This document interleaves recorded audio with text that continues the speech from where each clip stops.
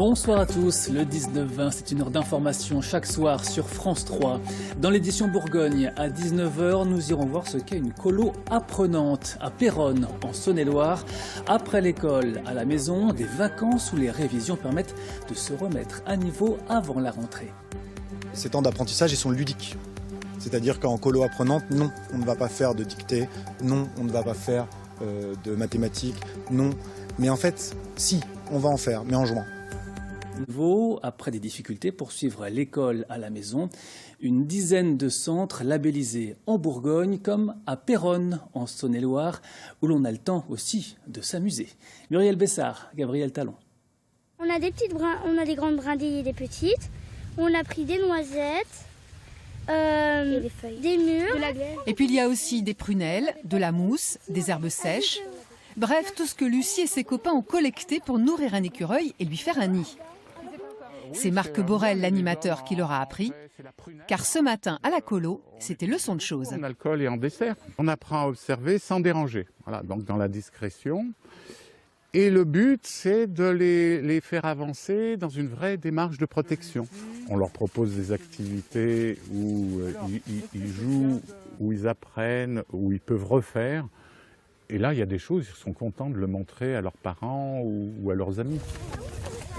Au menu de la matinée, donc, la découverte du peigne végétal, de feuilles aux étranges propriétés. Donc, facile à reconnaître, le cornouiller, c'est le seul qui a une feuille qui fait ça. Et de drôles d'insectes. Résultat ? Tu préférerais pas jouer dans la piscine ou faire autre chose? Non, je préfère sauver la nature que de jouer.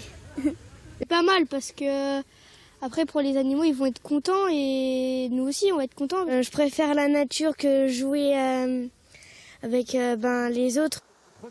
Outre cette activité nature, le centre de vacances propose aussi des ateliers scientifiques et des visites de sites, et cela depuis plusieurs années. Demander le label Colo Apprenante était donc tout naturel pour les responsables. Ce qui est intéressant dans le label Colo Apprenante, c'est que quand on regarde les documents de cadrage et quand on regarde les cahiers des charges, eh bien, on s'aperçoit que ça recentre les colos sur leur rôle éducatif premier.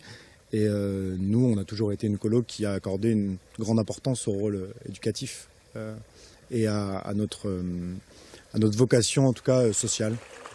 Autre avantage, avec le coronavirus, les inscriptions étaient moins nombreuses que d'habitude et cela mettait le centre en difficulté financière.